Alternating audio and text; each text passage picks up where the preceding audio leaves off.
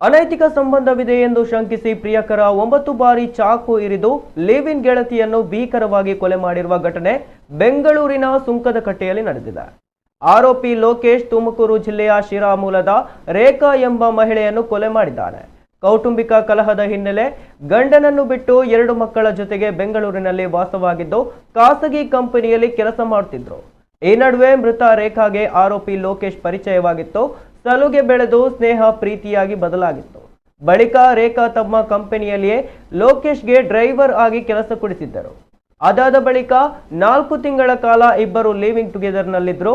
ಇದೇ ಸಂದರ್ಭದಲ್ಲಿ ಇಬ್ಬರ ನಡುವೆ ಗಲಾಟೆ ನಡೆದಿತ್ತು. ಸ್ವಲ್ಪ ದಿನಗಳ ಬಳಿಕ ಲೋಕೇಶ್ಗೆ ರೇಖಾ ಮೇಲೆ ಅನುಮಾನ ಶುರುವಾಗಿತ್ತು. ಅನೈತಿಕ ಸಂಬಂಧವಿದೆ ಎಂದು ಶಂಕಿಸಿ ಗಲಾಟೆ ಮಾಡ್ತಿದ್ದ. ಇದೇ ವಿಚಾರವಾಗಿ ಇಬ್ಬರು ಬೇರೆಯಾಗಿದ್ರು.